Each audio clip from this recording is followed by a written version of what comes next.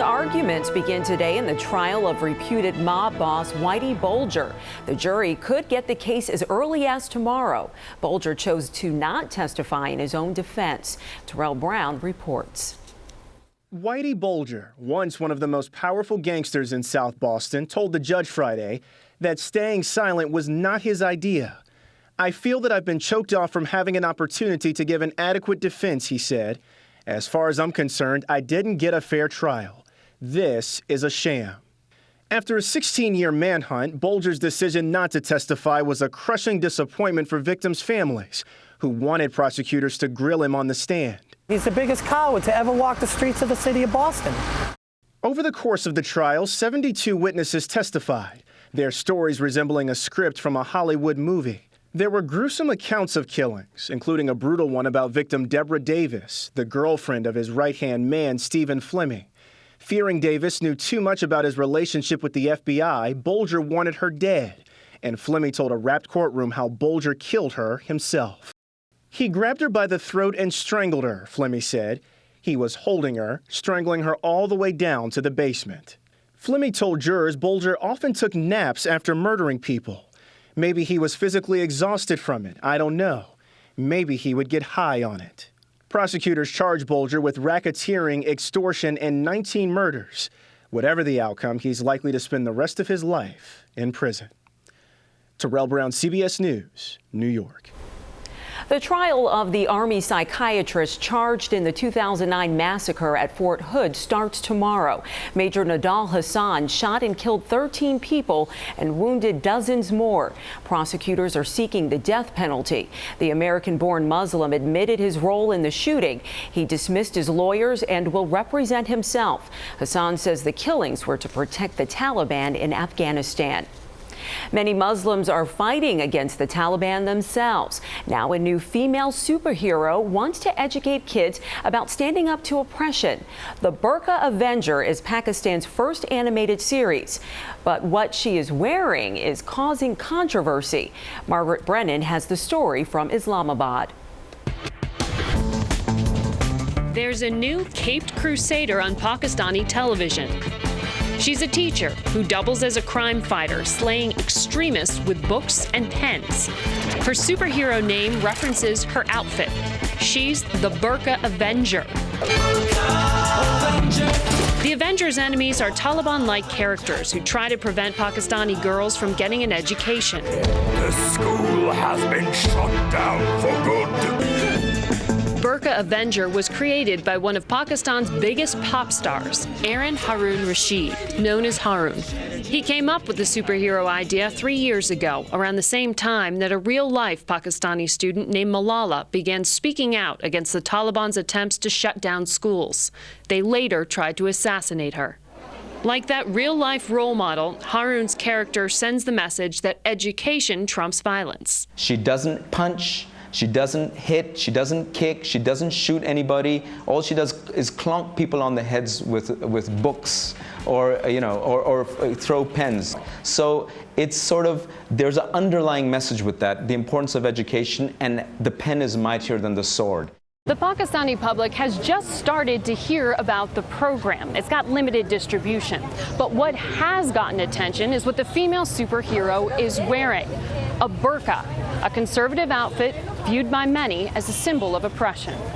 Human rights activist Marvi Sermed told me she feels the cartoon glamorizes it. The burqa itself, a tool of oppression, a symbol of submission of women, cannot be used as the tool for empowerment. Harun said critics are missing the point. Superheroes hide their identity. So in this case, she's a school teacher. She goes about her everyday life as a normal person, as Gia. She doesn't wear a veil. She doesn't wear a headscarf. She certainly doesn't wear the burqa. But she only wears the burqa to fight the bad guys, to hide her identity like a superhero would. And in each episode, the heroine fights for a new cause, battling child labor, discrimination, sectarian violence. Maybe Disney's princesses can learn a thing or two. That was Margaret Brennan reporting. Sunday on Face the Nation, New York Senator Chuck Schumer blasted Russian President Vladimir Putin for granting asylum to Edward Snowden. Here is part of Senator Schumer's conversation with Bob Schieffer. You came down pretty hard the other day on Edward Snowden and the Russians when they granted asylum to Snowden. He, of course, is the guy who's leaked so much of this information. Do you think that any of what we're going through right now has anything to do with anything that Snowden might have leaked, that these people have picked up and are now causing them to push forward on this? Well, it's much too early to tell that. Obviously, these plots that al-Qaeda does take months and months and months to germinate, so obviously they started before that. Whether it had an effect, no one knows, but I will say that the relationship between the United States and Russia, for instance, is more poisonous than at any time since the Cold War because of all of this. Well, what about the Russians giving Snowden asylum? You said the other day it was a stab in the back. What should we do now? Should we not go to that International Economic Conference in Russia? Should the president cancel the individual summit that he had planned with President Putin? Yep, I would urge the president to cancel the bilateral summit he's having with Mr. Putin. President Putin's behaving like a schoolyard bully, and in my experience, I've learned unless you stand up to that bully, they ask for more and more and more, and he's always going out of his way, President Putin is, to seem to poke us in the eye, whether it's in Iran, in Syria, now with Snowden. So I would urge the president not to go forward with the bilateral meeting next month. That would give Putin the kind of respect he doesn't deserve at this point in time. To watch the full interview, log on to CBSNews.com and click on Face the Nation. President Obama turned 52 years old. The president returned to the White House yesterday after spending part of his birthday at Camp David. This week, Mr. Obama heads west for an appearance on The Tonight Show and to visit troops at Camp Pendleton. Up next, why are people going crazy over cronuts? We talked to the chef behind the new pastry creation that has people lining up around the block. This is Up to the Minute. He is one of the most popular characters from Star Trek. As Mr. Sulu, actor George Takei piloted the Starship Enterprise all over the universe. But Takei's real-life journey on Earth may have been his most challenging experience. Michelle Miller filed this report for Sunday Morning. Warp factor 3, Mr. Sulu. Warp factor 3, sir.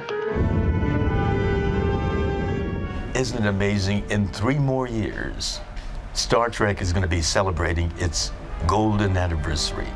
The ongoing popularity of that original TV series and subsequent feature films Warp 6 have made George Takei a worldwide star. I may not have trekked through the galaxies in reality, but I have trekked all over this planet. Australia, Asia, Latin America, Europe. But of all the exotic places he's been, whether on this planet or beyond, George Takei is ever mindful of this place. A 500-acre plot of land in southeast Arkansas, where his journey began. This was the south end of the camp, and that was the north end. Rower, Arkansas, now just a fallow field, looked a lot different when the Takei family arrived by train in 1942. George was just 5 years old. This was a concentration camp. We were all concentrated, densely concentrated. We happened to look like the people that bombed Pearl Harbor and put in prison camps simply because of our race. And you can watch Michelle Miller's full report on our website. Log on to CBSNews.com and click on Sunday Morning. And remember to watch Sunday Morning right here on CBS. Check your local listings. Many Americans were outraged to learn the government is using secret programs to spy on their phone and internet records. At the same time, more people are willingly making their information public now more than ever before by posting on Facebook, LinkedIn, or countless other websites. Joining us with some tips on how to stay private online is Quentin Fertrell, consumer reporter for Market Watch. Quentin, good morning. Thank you for joining us. Pleasure. And let's get right to this list. The first one, very interesting to me. Wear a virtual mask. Right. There is software out there called Mask Me, and other companies have this too, and it attaches itself to your browser, allows you to produce a fake email address, a fake password, and it even allows you to make purchases online through a fake credit card number that's attached to your own credit card, so the retailer doesn't know who it is that's making the purchase, and the credit card company doesn't know what you bought. And the next tip here, act like a corporation. How do you do that? Right, so a lot of companies have these things called virtual privacy networks, and they're like little key rings, and the password changes every few seconds, and it creates an extra layer of security for your computer. So consumers can use this at home. They're a little expensive. They could run up to maybe $1,500 a year, but for those who have very sensitive information on their home computer, it could be worth it. All right, and let's get to this next one. Think before sharing information. It sounds common sense, but in this age of social media, we do it all the time. A lot of people really don't. The first thing people do when they go on holidays is they publicize their photographs on Instagram or Facebook, or they tweet, "I'm at the airport," or they log in. And I don't know if you remember the movie The Bling Ring. These burglars in California, and they burgled people like Paris Hilton because they tracked their social networks and what was written about them on news sites. Well, people are equally vulnerable to that, so it's important to post those pictures after you get back from your vacation. Don't get excited during the trip. And the next one we have here, maximize your privacy settings. We know at work they ask us all the time to prompt us to change our password, but what other things can you do here? Right, that's a really good point. And other things, you can set your browser on your computer, Firefox or other browsers, to do not track, which prevents companies from attaching those cookies that trace the things you do online and help them market certain products to you as well. You can adjust your Facebook privacy settings, so your profile is not searchable online, and also you can restrict your actual page to the people who you call your friends, so they can only see certain things on your Facebook page as well. So that's a few things you can do to make yourself more private, even within the world of social networking. All right, and explain this one. Use multiple identities. This is sort of this is an option of last resort. First of all, Facebook, they have about 1 billion members. They say you can't use false names, but plenty of people still do, and they still do that. The other thing you can do, and if you're really desperate, you can opt for a name change. Although in some states, interestingly, if you have a name change, if your safety isn't at risk, you have to publish that in a local newspaper, which might defeat the point. But as I said, it's an option of last resort. So this is an immediate way to protect yourself, not necessarily Right. something permanent. Right. All right. Well, those are great tips. Thank you very much. Quentin Futrell, consumer reporter for Market Watch. Thanks Pleasure. again. And for more consumer tips, log on to our website at uttm.com. At the weekend box office, 2 big stars plus 2 guns equaled a #1 movie. Go! Everybody sit down on the floor. Fire in the hole!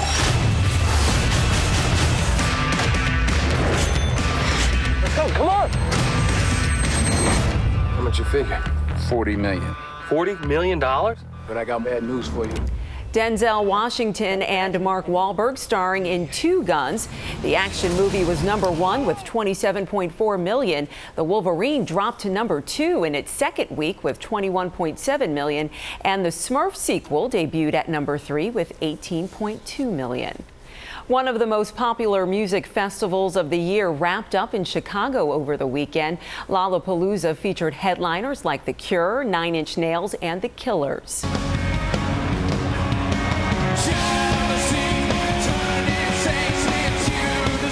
That's The Killers performing their hit, Mr. Brightside.